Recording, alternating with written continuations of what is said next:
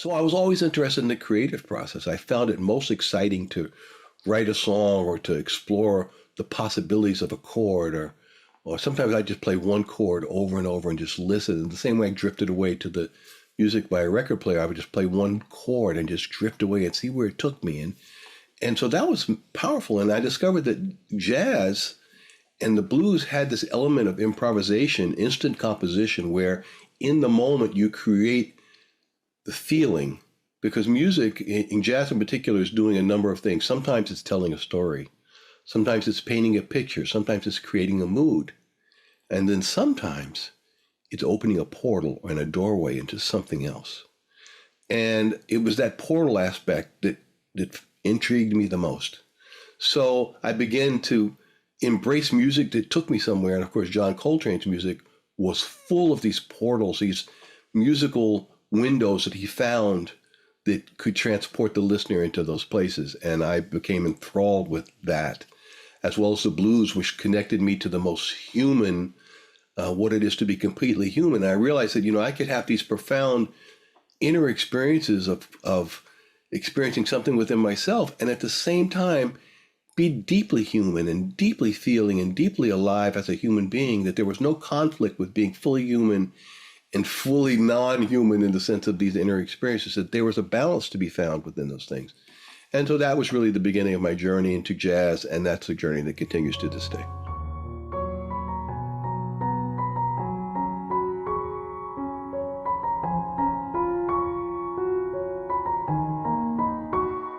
Welcome to Inspiring Heartfelt Conversations. My name is Barbara Morningstar. This series is presented by In Autumn's Cocoon, which offers end-of-life awareness in the form of talks, workshops, and writings. For more information, you can go to inautumnscocoon.com. I have the absolute privilege of meeting so many interesting people with rich lives and just stories of journeys into all different elements of life that are fascinating. And today's guest exemplifies that truth.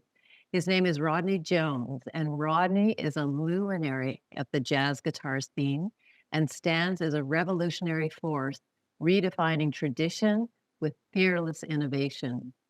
Venturing into New York City's vibrant jazz scene as a teenager, Jones immersed himself in soul bands, honing his craft while drawn to the revolutionary sounds of Coltrane and Tyner.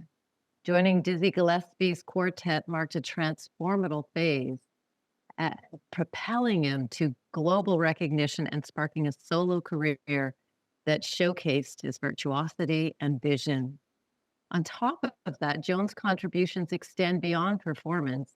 He's been a dedicated educator at institutions like the Juilliard School in New York City, shaping the next generation of jazz talent through workshops and his Jazz Guitar Scholars Program. He was named as the 2024 Guggenheim Foundation Fellow in Music Composition. His legacy resonates as a beacon of innovation, passion, and unwavering dedication to jazz's timeless art, leaving an indelible mark on the musical landscape. Welcome, Rodney. Well, thank you. And if interviewing doesn't work out for you, you have a future as a publicist, I can tell you that. I am just so grateful you've agreed to come on for this conversation. And I know it's a little more sensitive because we're talking about end-of-life themes here. But we're specifically going to focus on the power of music to inspire, transform, and heal, but not only in life, but after a significant loss. So, thank you again for agreeing to this. My honor and privilege. Okay, so we're actually going to go into when you were little. You shared with me that you had a profound initial experience with music. Can you share that with us? Sure. I mean, most kids enjoy music, the music of the day, and whatever's on the radio or now whatever's streaming online or on YouTube. Back in my time when I was a wee lad, it was records. And I, in particular, had a recording. My father had given me a book about dinosaurs. And in the book, it had a little record you could put, and it would read it and play along and that sort of thing. And I was maybe 6 years old or so. And when I put it on, there was introductory music. And I couldn't even get to the book.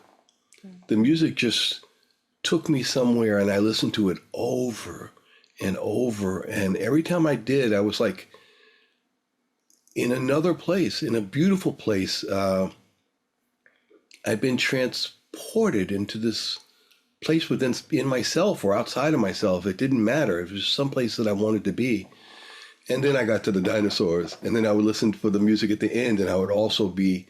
And so that became an early indication to me of the power that music would play in my life and the role it could play. It just required me to listen and be willing to be vulnerable enough, which as a child I was, to go with the experience and to see where it would take me and to trust the process. And that's what I learned to do. And that's the first recollection of the power of music and how it would affect me for the rest of my life. Oh, wow. That's fascinating. So how old were you around that time? I was about 6 years old. My father was the dean of students at Fisk University in Nashville, Tennessee. And I was about 6 or so when that occurred. So then being called into the world of jazz and blues, why that genre of music?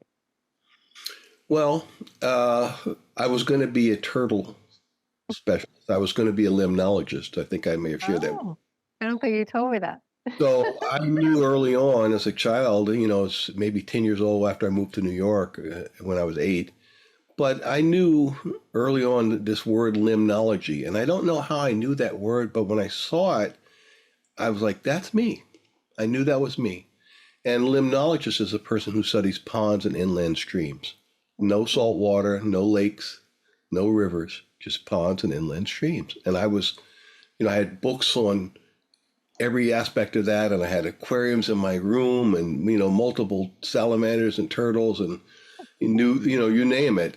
And I began to take guitar lessons when I was just turning 10 years old, or a little bit after that. And my guitar teacher, a gentleman named Bruce Johnson, said, Rodney, you show a lot of talent at the guitar. You could probably play professionally if you wanted. And I said, no, Bruce, I want to be a limnologist. And he's like, oh, what? What is that? I said, I'm a limnologist. He's like, what is? And I was like, trying to think of something that would make sense. I said, like turtles? And he looked at me with this really mystified look, and he's a New York jazz musician. He was like, but he was smart enough to speak. I think he was speaking to a 13 or 14-year-old boy, and he said, let me ask you a question, Rodney. Do you think you'll get more girls with turtle or guitar? And I remember thinking, let's see, turtle, turtle, guitar. And I was like, Bruce, I think I'm going to play the guitar, And but he was a good humored man, and he played his role. What can be called golden tongue wisdom. He offered a piece of wisdom, a piece that I needed to hear, that he didn't know why he was sharing that perspective, and I didn't really understand the import of that. But it was a moment of my destiny shifting from really being a limnologist and pursuing that to really pursuing music. So I was always interested in the creative process. I found it most exciting to write a song or to explore the possibilities of a chord, or sometimes I just play one chord over and over and just listen. In the same way I drifted away to the music by a record player, I would just play one chord and just drift away and see where it took me. And so that was powerful. And I discovered that jazz and the blues had this element of improvisation, instant composition, where in the moment you create the feeling, because music, in jazz in particular, is doing a number of things. Sometimes it's telling a story. Sometimes it's painting a picture. Sometimes it's creating a mood. And then sometimes it's opening a portal and a doorway into something else. And it was that portal aspect that intrigued me the most. So I began to embrace music that took me somewhere. And of course, John Coltrane's music was full of these portals, these musical windows that he found that could transport the listener into those places. And I became enthralled with that. as well as the blues, which connected me to the most human, what it is to be completely human. And I realized that, I could have these profound inner experiences of experiencing something within myself, and at the same time be deeply human and deeply feeling and deeply alive as a human being, that there was no conflict with being fully human and fully non-human in the sense of these inner experiences, that there was a balance to be found within those things.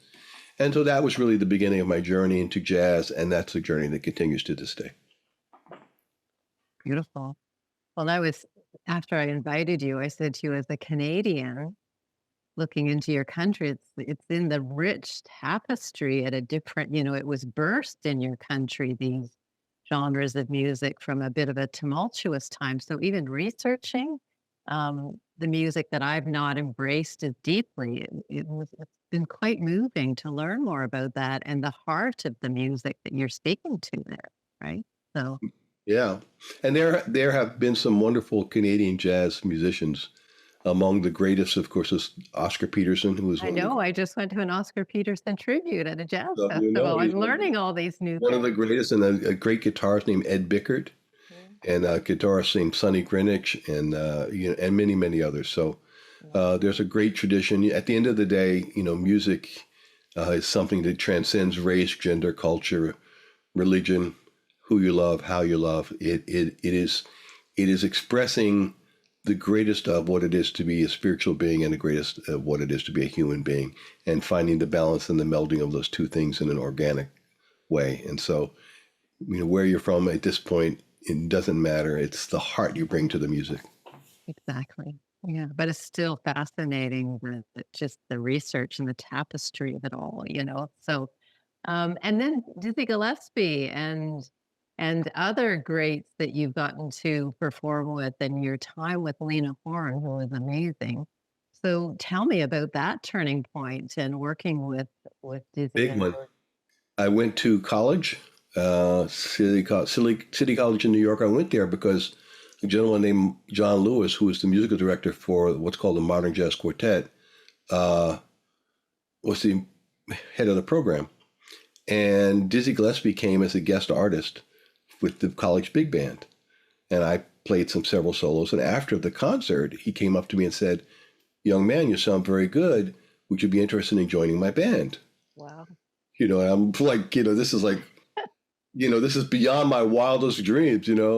So I was like, "Yes, Mr. Gillespie, you know, and so he said, "Well, here's my number, call me." And so I told John Lewis, Professor Lewis, I said, "Dizzy Gillespie asked me to join his band."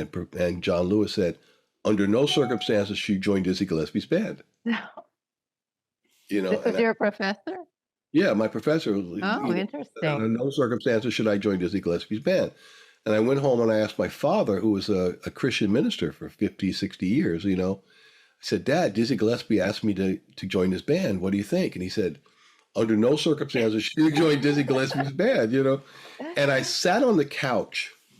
I sat on the edge of my bed, and I literally asked myself this question in these words. I said, "Would I learn more about jazz from people that teach it or the guy that invented it?"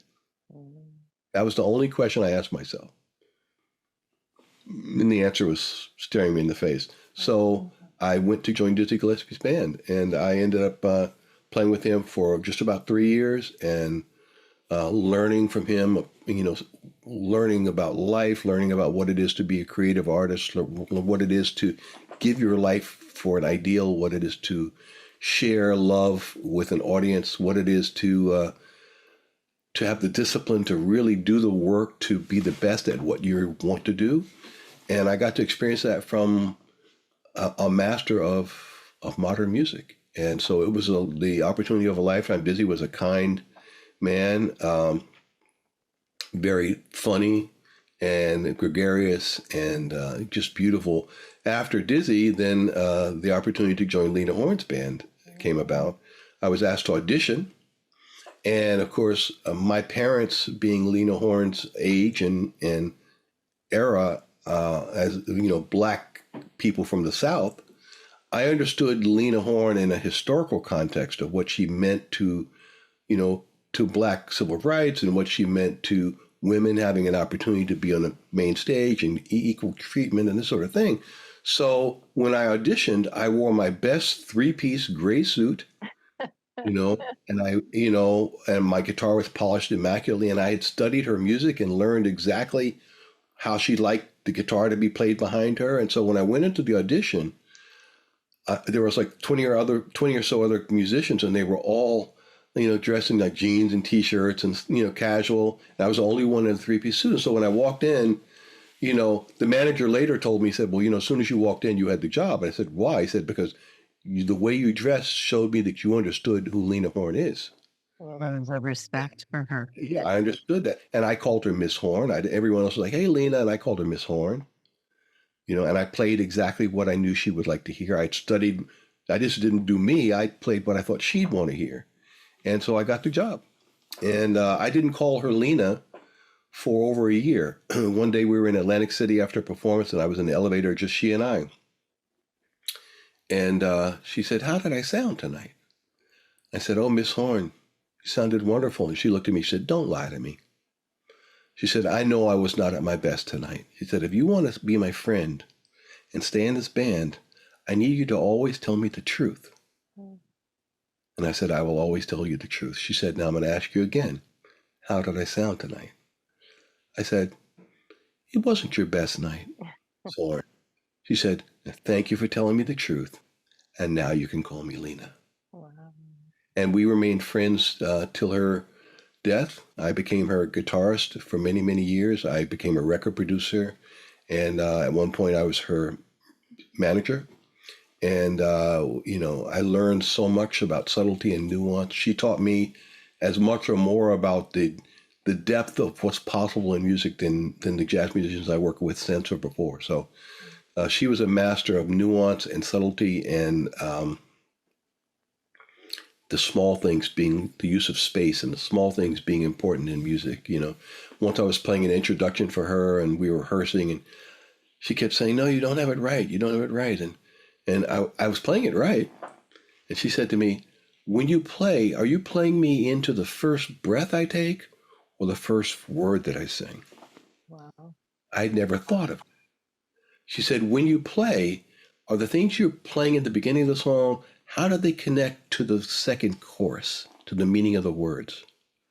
Just do these chords have a relationship to the words I'm singing? Or are they just chords? I never thought of that. And so that gave me a whole other window into how she could hear into the music. She used to say, I hear everything. She said, I can hear a mouse pee on cotton. I was like, and that was like old school jazz musicians for like, what, I'm listening carefully to what you play. And but it put me on notice to always bring my best and to always lead with my heart and always play for feeling and always consider the intention of a song and the meaning of a lyric and my part in conveying that to the listener. And so I learned so much from her. She was an amazing, genius, loving, kind soul who my life has been blessed to have her light shine upon my journey a little bit. Well, beautiful. Yeah, I saw an interview where you were speaking about her deeply and profoundly at a younger age, and she obviously had a big impact on so many albums, right? She did. So that comes to then we're going to go into your time at Juilliard, but before then, out of here is you emerging your own voice through the music, right? I mean, through all of this structure and flow, we both have our own ways of exploring spirituality, and a mentor of mine and who's been impacted you. I remember him saying once, the true nature of art is to learn structure so that the Holy Spirit or the divine or whatever you want to call it can come through. And so the highest art, when you look at people like yourself, Lena Horne, artists, dancers. I was in New York once. I got to see Baryshnikov and Nureyev on the same stage. I was in awe at a Martha Graham event. But it's a really refined blending of structure and flow. So let's go into your time as a professor at Juilliard, helping young aspiring artists to find that voice, and you speaking to you finding your own voice as well to Sure. Well, refine it. I have always, going back to that early thing, felt this transformative power that music has. And I have called that in my own inner language the resonance of love. That when that doorway is open, there's a resonance that accompanies it. There's there's something that accompanies this music. The music is sound is expressed as music, and music then becomes a carrier away for love. And so I have been on a mouse hunt for that resonance through every form of music and every performance I've done and every person I've taught. And that has been the guiding principle for me. That has been the thing that is the magnetic connector between pieces of structure. If they align, that resonance flows smoothly. If they don't, it doesn't. And so I've looked for how to construct things where I can see the flow in that. And of course, that because my father was a teacher and because I had such a beautiful teacher in Bruce Johnson in guitar, I understood the value of a teacher. And so it made me, number one, want to find a teacher that could guide me, and number two, want to be a teacher that could help others. The difference in a teacher and a master is a teacher will teach what they know, the combined wisdom of their experience, but a master has the ability to awaken what the student knows within themselves. And I always wanted to be a master teacher, that one who could offer guidance, not just from a historical and technical thing of what the music is, but could help the person find their purpose in the music. Music generally, most young musicians like I was, were very passionate about the arts and passionate about music and passionate about writing your own songs and finding your own direction. I found that the evolution of that, or the unfoldment of that, is when that passion transformed into purpose. When that passion for the arts becomes your purpose for being, then there's another level of this resonance that takes hold, because now this thing that was once channeled through music becomes channeled through me. Whereas once I play the instrument, I then become the instrument. And that's a different sort of thing. So my life's work has been to help students find not just how to play, but discover their why to play. Why do you play? Which means connecting to what is the role that music has for you in your life? What is it? What is the reason that you're doing music? What does it mean to you? And how can you offer that to others? The amplification of that is how to play not just what you want to say, but how to share what you want to hear. How to offer in music that which is most uplifting to you. And in doing that, it's most uplifting to others. It's easy to talk and hear yourself talk and enjoy the sound of your own voice. Often when I listen to talks, I've heard myself back and said, I don't know if I was in the audience, but that's what I wanted to hear. So I've learned to edit my speaking so that when I talk, and I edit my playing, when I play, I'm playing as though I'm in the audience and I'm playing what I'd want to hear if I were in the audience listening to myself. And that does make a huge difference. And that has helped a lot of the students I've taught, because that's not something that's commonly thought of in the jazz world, as that perspective of playing what you want to hear versus what you want to say. Most of the emphasis in jazz is telling your story, and not saying what you want to hear. The amplification of that is as great as it is to be a master storyteller. And people like John Coltrane and McCoy Tyner and Miles Davis and Wes Montgomery, these are master storytellers of the highest art ever in music, as far as I'm concerned. The amplification of that for those of us that want to go deeper, if there's such a thing, and there is to become a story holder, to play music that allows the person to find their own story in the sounds that you're offering. So as great as it is to be a master storyteller, the thing that most excites me is to create a space where a person can find and recognize their own story and their own value, that where they can see their own life as a love story. Despite the ups and downs and the successes and failures, the life is is a love story nonetheless. And if I can help someone to recognize that through the sounds that I make, or the words that I say, or the presence that I am, then that is me fulfilling my purpose of why I'm here. And that's why I'm here today.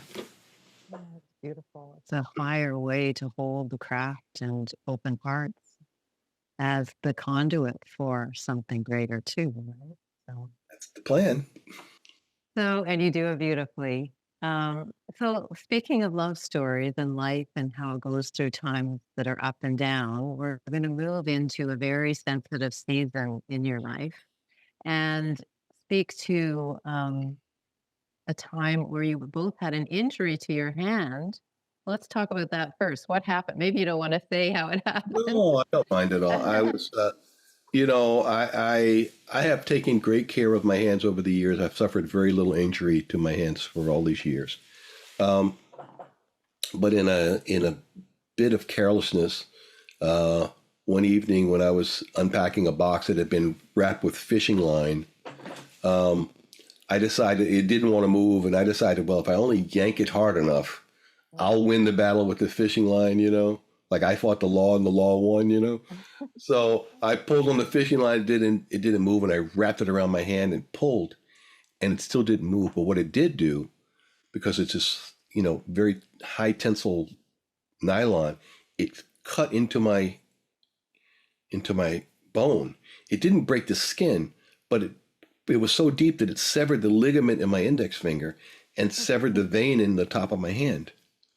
And so I didn't realize that how badly I'd been injured till I went to bed and I put my hand on to lay down, and it was like someone had stabbed me in the hand. I realized I had severed this ligament, and I noticed that there was blood on the top of my hand and severed the vein. And so I had no movement in my first finger at all. It was completely jelly, no control at all, which to a guitar player, that's career-ending injury. And so, naturally, I was very concerned about that.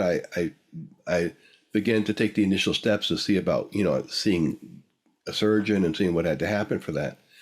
And before I could do that, before I could finish that, my 4-year-old granddaughter, Ava, died suddenly from a sepsis infection that spread rapidly. And so she went from being normal and 2 weeks later to being gone. And I immediately withdrew all my attention off of my own self. I didn't care about my hand anymore. I didn't care about anything. And I wasn't even caring about my own grief and pain.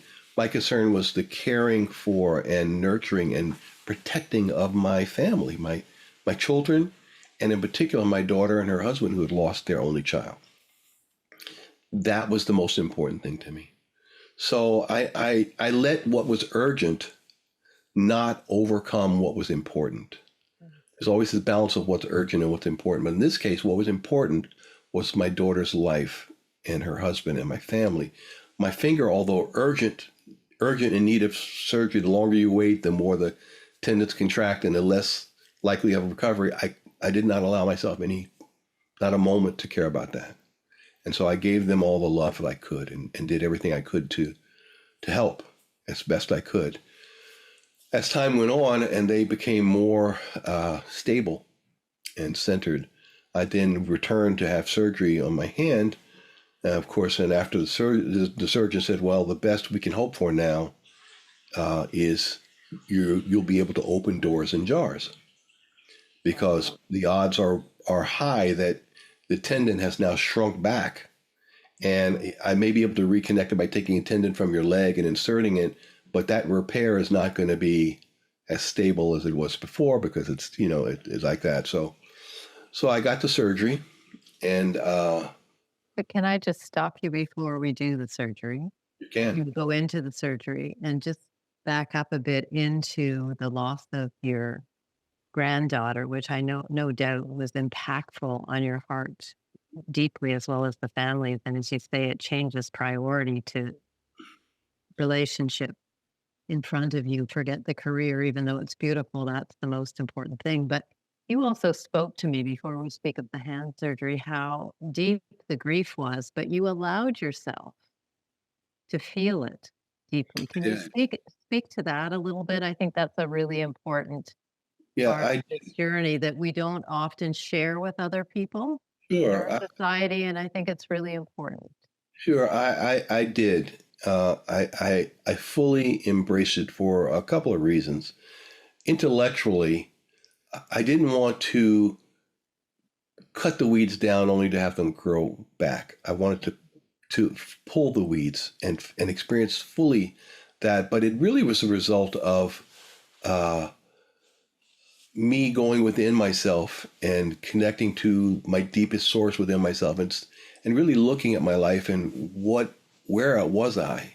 And my guidance was to fully experience the pain of the loss, to really experience all that it could give in terms of pain and all that it could offer in terms of gifts and blessings. And at the time, I could not use the word blessing for the experience. It was sacrilegious for me to think of it that way. To me, and for people to say, oh, your granddaughter was a blessing. And, I found that offensive to even equate blessing with the level of pain I was experiencing.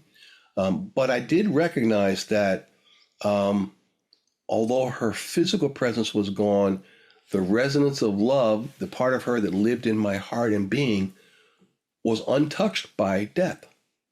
That the love I felt for her in her life did not change. What changed was my ability to share that and express that to her in a physical way. But in a spiritual way, she was very present within myself.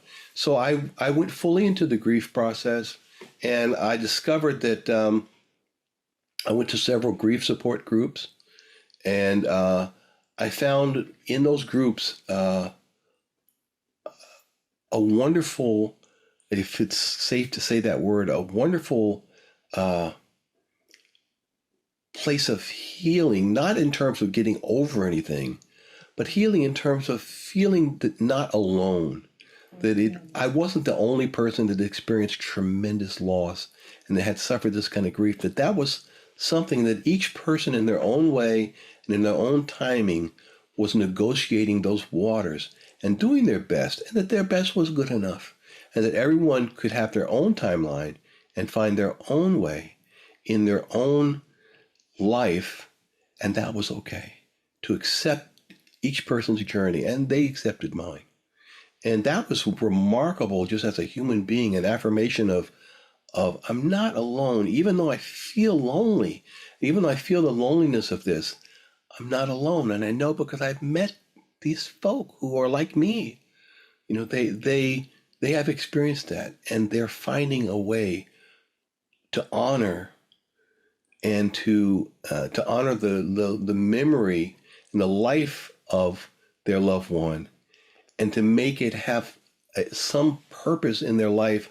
Not their death have the purpose, but to make their life have a purpose that they can carry forward. And I found that really inspirational, and I committed myself to doing that with my granddaughter. That's what allowed me to overcome my injury, because I practiced for my granddaughter. I practiced to this picture. See? And this Gorgeous. remains on my desk right there. See? Ava. And I would get up early in the morning, and I would look at that picture and say, okay, this is for you. I connected to a love greater than myself. I connected to something an ideal, and something that I cared more about than my own pain. I cared more about celebrating her life than I did about, I said to my daughter when it happened, she said, Dad, the worst thing that could ever happen has happened. And I said, no, honey. The worst thing that ever could have happened is that we didn't know Ava. And that was a moment of perspective that helped us both. I don't know how those words came out. They hit me emotionally to say that now. But it really was when I began to turn the page from grief to gratitude. Gratitude not eliminating the grief, but I realized I could choose. I could decide where to place my attention. And I decided that gratitude for her life was a way that I could give her journey in my life meaning by being the best in that way. And so that's what I did. It's a process, and it's not what everybody should do. Everybody should do what they do. But for me, that was a gradual process of gradually finding the spiritual alchemy and the human alchemy to say this grief is going to walk with me the rest of my days. But that doesn't mean I cannot also be grateful.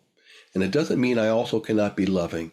And it doesn't mean I also cannot be kind. It just means that this thing reminds me of the preciousness and the fragility of this human journey. And at the same time, the pain of loss reminds me of the depth of love. And so I get to look at both, and I want to water the plant I want to grow the most. And I want the love of Ava to fill my vision in my heart more than I want the pain of her being gone to fill my life and my heart. So it's just a choice that I make every day. And it's not an easy one, but it's the necessary one. It's so beautiful. I've heard it say that grief is simply, not simply, but the reflection of the depth of love that you've shared with someone.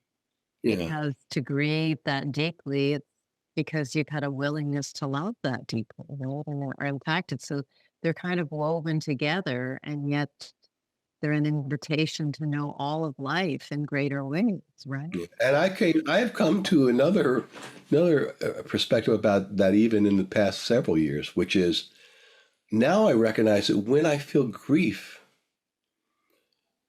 it's my human response to her presence being with me.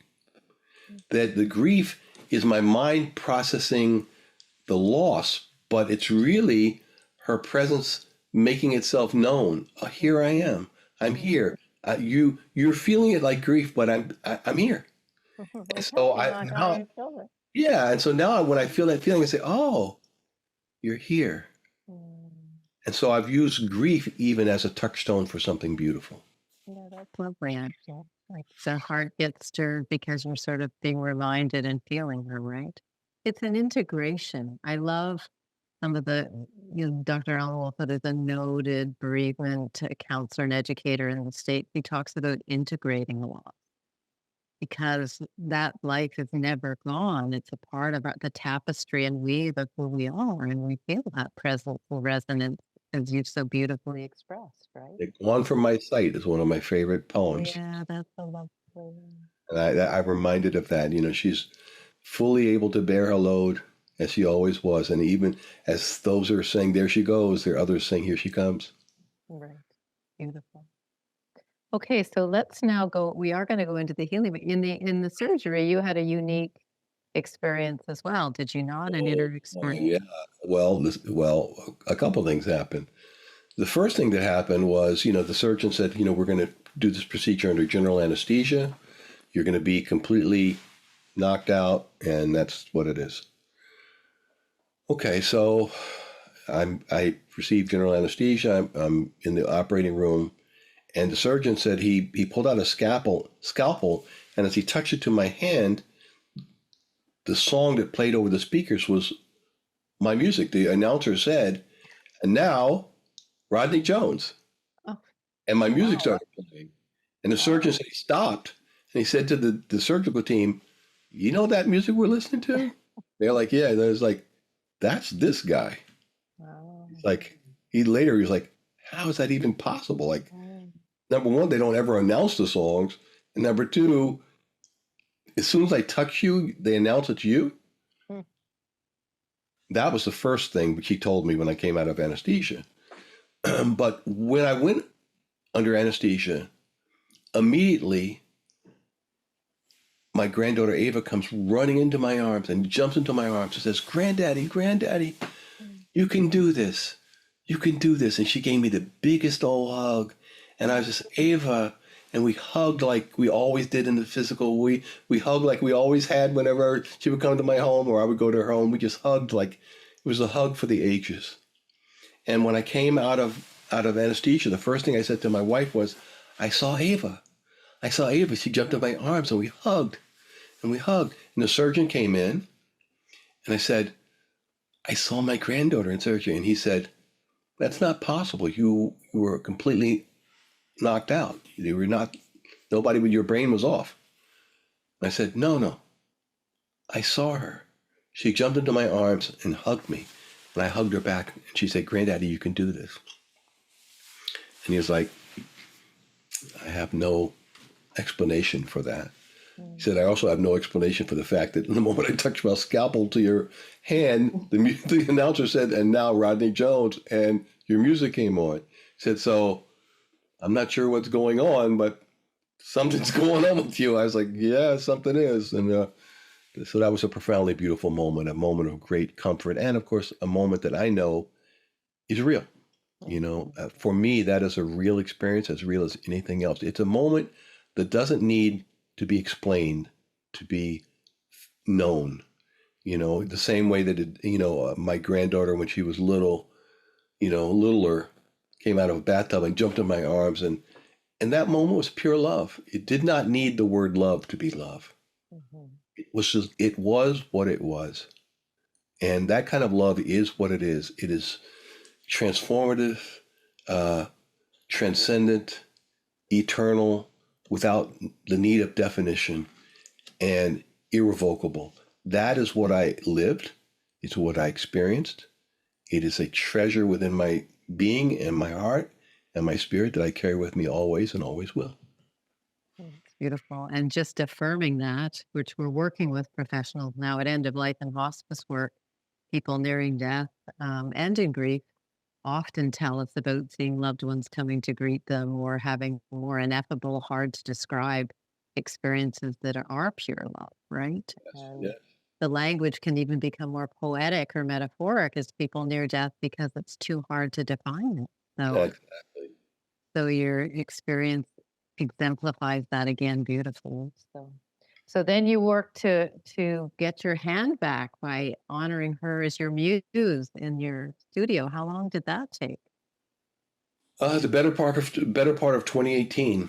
I don't wish anyone the injury, but I wish everyone the grace from the injury. I learned so much by having to slow down and reevaluate. We all drive when we come to stop signs, and many people, when they hit a stop sign musically or in life, they stop and turn around and give up and go home. But stop signs, when I'm driving, I come to a stop sign and I stop and I take, I measure where I am. I consider my next step. I look at the path ahead and I keep going. And so I viewed this hand injury as a stop sign, but it didn't mean give up. It meant reevaluate and find the magic in what you can do, not what you can't do. So there were some deficits that occurred, that still occur. My hand is not as flexible as it was. But I discovered within that stiffness that things I had always wanted to play, because my hand was more stable now, I could play easier. So I actually began to play more like myself and find the new things. When I slowed down, I realized all the stuff that I was missing that was going by so fast because I was playing so fast. But now I had slowed down and I could take stock. And I also had a chance to really evaluate, do I want to relearn these things? My friends would say, don't worry, you'll get back to where you were. You'll get back to where you were. What they didn't know was I didn't want to be back to where I was. I didn't want to be who I was before Ava's death. I wanted that to be for something. I wanted to be better, not better in terms of, riding the waves of happiness, but I wanted the richness of the experience and the gifts that were offered and the love that was given between she and myself to have a transformative effect on my life, to be the alchemy that made me a more loving, more compassionate, more caring, better musician, more able to share their heart, more able to help open the hearts of others through music. And so I used it for that. And so I found that there were some things I couldn't play, but there were many more things that I could play.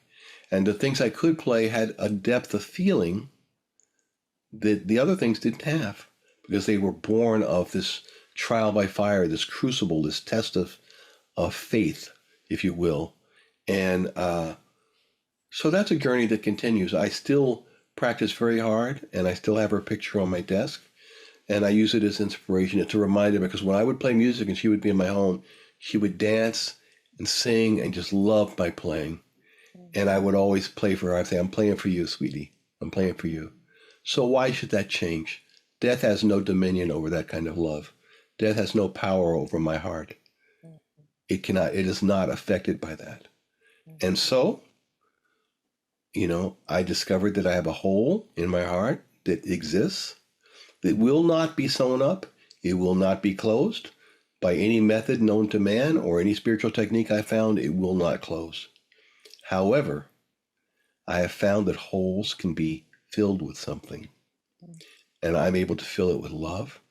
I'm able to fill it with compassion, with caring, with self-caring, with remembrance, with gratitude. I use that as fuel for the resonance of love in my life. And that is the gift of the hole in my heart left by the departure of my beautiful Ava Jane, who is with me every moment of my life. Well, it bridges back to the nuance that Lena Horne was speaking of, that she found. In a way, Ava ended up being a greater invitation for you to explore that in your music, your gift and heart. Yeah. And I, this is out of context a little bit, but I did discover, I wanted to know, and I think many people that lose a parent or a child or anyone, a sibling or a friend, why did they die so suddenly? Why did they? I just had a very good friend of mine, a world-renowned guitarist. We're best of friends, who just died less than a week ago. And Russell. Russell Malone, yes, Yeah, and I saw that that. is above a buzz with, he was 60 years old and his sudden death, but what I have learned, about that, what I learned about Ava in my exploration of why did she leave so suddenly, and of course, much of that is in the domain of the deepest spiritual awareness, and I trust that process, so I don't feel the need to know it all. But I did discover this, that Ava's departure taught me something profound about my life. And it taught me that nothing in my life, she was the greatest love I felt as a human being in this world. We loved each other like two peas in a pod. Our hugs were forever hugs, always, every time. And what I learned was her presence here showed me that love.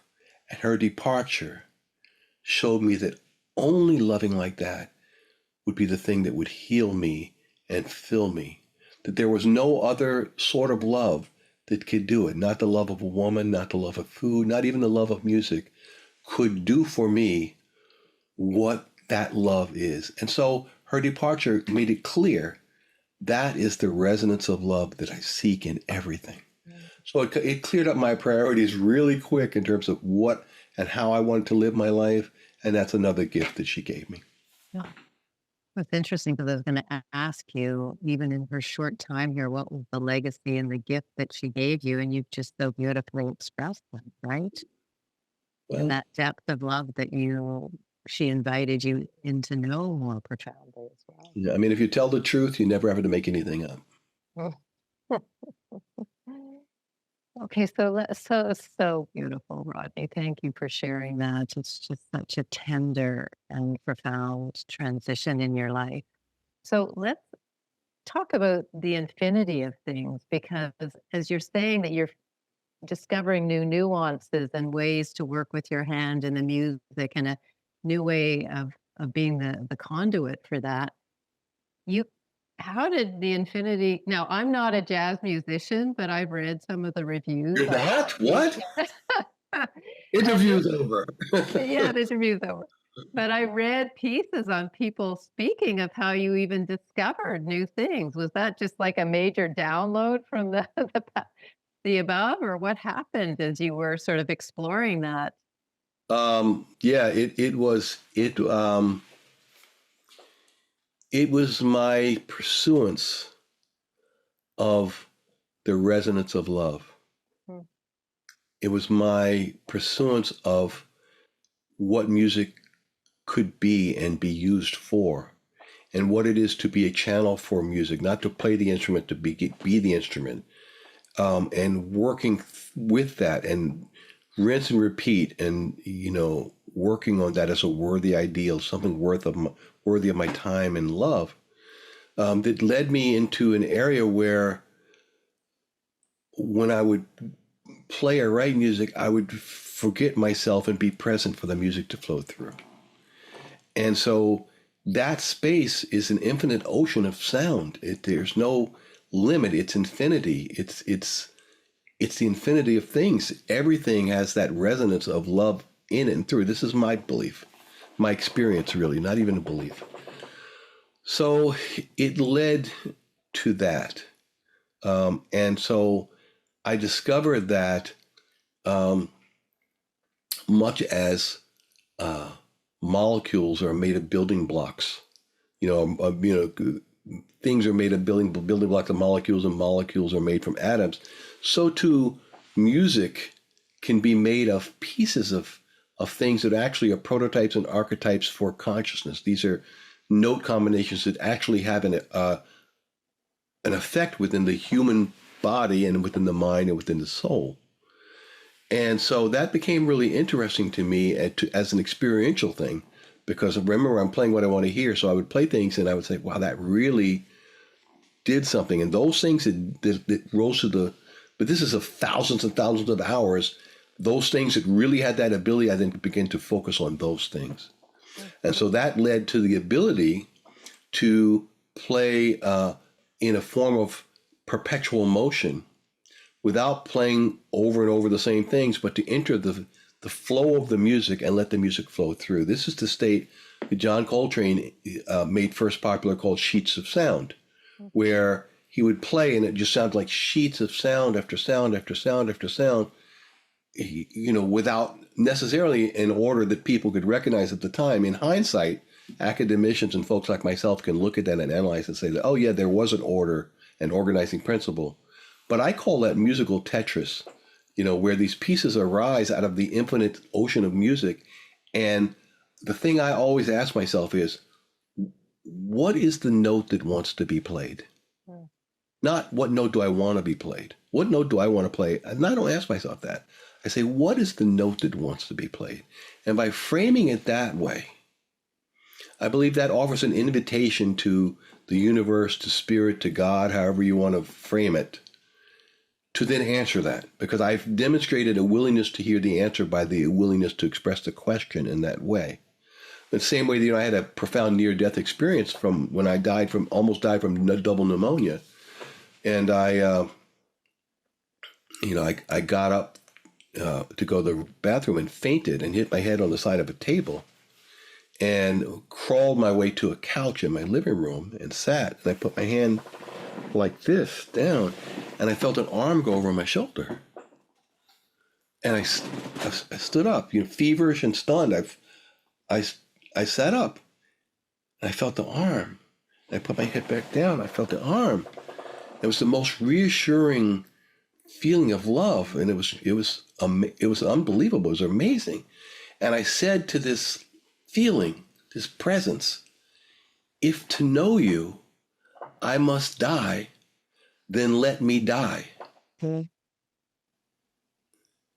after what could have been just a moment or two, I heard a voice from within my heart speak, and it said, you do not have to die to know me. And then I began to wring sweat. My fever broke in that instant. Once it said that, my fever broke completely. And I sat up, and I had lost about 30-some pounds. And I went to the doctor, and the next day, and the doctor said, you're one day away from being dead. I don't know what happened, but your fever is broken, and you're getting better now. And I believe with all my being that had I said to that presence, I want to die to know you, and I said, I want to die to know you, I would have died. But because I said, if I must die to know you, then let me die. And its response was, no, you do not have to die to know me.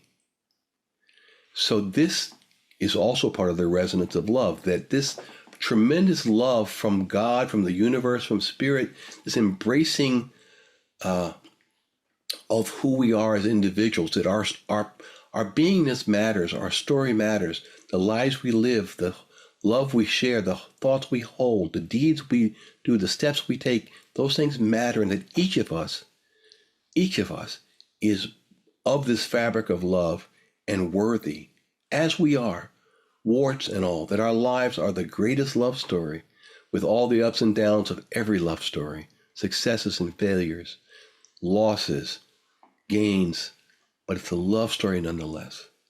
And so I have then now begin to look for that resonance of love. If I don't have to die to know that love, then what is the means of experiencing that love? And obviously music is a big thing for me, to connect through music and to connect to the hearts of the listener and to connect to my fellow musicians and students, to seek that, to seek, I find what I look for, and so I look for the good, which leads me to see the God in them and to recognize that no, you and I live in this embrace, this infinite sea of love. And within that sea, life and death and everything in between takes place. But the love doesn't change because my form changes. I become old. I may be sick. I may lose my hair. I may have no money. I may be at death's door. I may be a young person in the picture of health. But this love that comes from the source of all doesn't change as I change. And that has been the most reassuring. That has been the eternal and ever-present arm over my shoulder that accompanies me everywhere I go and is present in everything I say, because I'm never without that. That is Ava's gift to me, and that's the greatest gift of my life. That's my story, and I'm sticking to it. I was going to ask you how your heart's been changed by this work and in service through music, but I think you've so beautifully captured that and expressed it. And I know at times it's hard because it's in a realm that can be ineffable and how to capture it fully with words, but you've done a beautiful job. Well, thank you. My father was a great orator. He was an orator along the lines of a Martin Luther King or a Barack Obama or that kind of Abraham Lincoln. He was that kind of speaker. And I got to hear many of his sermons. I'll just share this as an aside also. I may have said this to you before, but he offered me as a young boy this Resonance of Love theme. He would give a sermon of 20 minutes or so. And then when the church service was over, he would stand on the steps of the church for an hour to 2 hours, hugging every little old church lady that would wanted a hug. And there would be a receiving line like people are going to a feature movie. It would be like 100 people in line, 100 little old, ladies waiting. My father was quite a handsome man, they would be waiting to get their hug and get there in 2 minutes with him, touching their face and looking at them and asking about them. And as a young boy of, 6 or 7, this drove me insane. I wanted to get home. Bad enough I had to sit through church. I wanted to get home and eat my mom's cooking and go play with my friends. And here's my dad is like, church is over and he's on the steps of the church for another hour, 2 hours. And it drove me insane. One day I'm doing what I usually do, tugging on his robe, dad, on and on, as kids can do. Kind of like, are we there yet? Are we there yet, Dad? Can we go? Can we? And he got down on one knee and he looked me in my eye. And this is the beginning of the resonance of love. He said, son, for many of these people, this is the only time someone ever touches them. For many of these people, it's the only time someone ever affirms their value or lets them know that they are loved or ask about their family or ask what their pains and aches are. It's the only time someone lets them know that they know their name, that they're not just anonymous, that they matter. He says, son, what you don't realize is they don't come for the sermons. They come for the hugs. And in that moment, when he said that to me, I apologize for getting emotional, but I can never say that story without. When he said that to me, I can't express in words how I knew at 6 or 7 what that meant. But when he said that to me, I got it completely. Like I got it. All of my being understood that. Like I'd waited infinite lifetimes to hear that. When he said that to me, I got it. And I remember thinking then, when I grew up, I want to be just like you, Dad. That was a thought. When I grow up, I want to be just like you. Because I heard it. I never tugged on this rope again. I just sat back and I watched, not talking about God's love, but being love. Not telling people they have value, but letting them see their own value, letting them recognize this. Master teacher awakens the knowledge within the student. I got to see the power of someone looking into someone else's eyes with love, letting them see both the portal and the mirror, letting them hear their name spoken in love for maybe the first time, letting someone saying, no, your story matters, your journey matters, you matter to me. And that kind of presence, and I haven't done hospice work, but I can think of no greater gift to offer another human being than to let them know they matter, that their story matters, their journey matters, that their life matters, and that nothing, not illness, not circumstance, ever can take that away. That's the gift my father gave these people, and that's the gift he gave me by giving me that message. That has been the message of my entire life. That has been the calling of my entire existence. My father's picture is right here, looking at me, along with Ava's picture right there, because they remind me of those two touchstones of my life, of the resonance of love, that to celebrate others' story matters, to the power of a person seeing in your eyes the reflection of themselves as a vision of love, and seeing within you a portal to what love is, and to recognize that that love, if it takes a lifetime to find it, that's a lifetime well spent. Lovely, Rodney. And it is at the heart of hospice and end of life work for people to know that they are loved and seen no matter what happens, right to the last breath of life, and deep in grief at the same time. And you sharing your story about your journey with music and Ava and healing, creativity and discovering, and the beautiful examples of love through your father and Ava's touching in on your life have been a gift to all of us to hear about that profound story. So thank you so much for coming on to share that. Thank you for this platform. Thank you for all that you do. It's no small thing. You model and demonstrate everything that I value and everything I've talked about. You, Barbara Morningstar, for me, are a wonderful and beautiful example of what it is to be that love. So thank you for inviting me into your world, and thank you for letting me share a part of my love story with you, and for being a part of your love story. Thank you. That's such an honor, Rodney. I really appreciate it. My pleasure. And so, just so that we don't lose sight of all the gifts he's bringing into the world, the infinity of things is actually a CD, right? That people It's can actually a download thing, but anyone that a wants to hear, download. Yeah, I mean, I'm dating myself. The records and the CD, so a download. but I've made And several CDs for quote unquote healing. I can tell stories about music and healing, that have changed my life.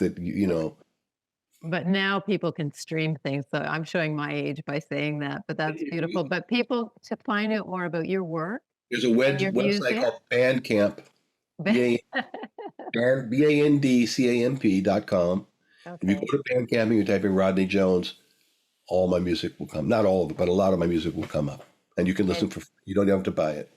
And the website is rodneyjones.com, right? Yeah, the website it needs a little love right now. But I'm on Facebook. Anyone can find me on Facebook, and I'm on YouTube, and I'm findable.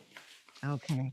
Well, thank you again for coming on. This has been a beautiful conversation, and I know it's going to help a lot of people going through very tender times. So, I'm honored to be of service in any way I can. okay. Thank you All for my being love. here. You too.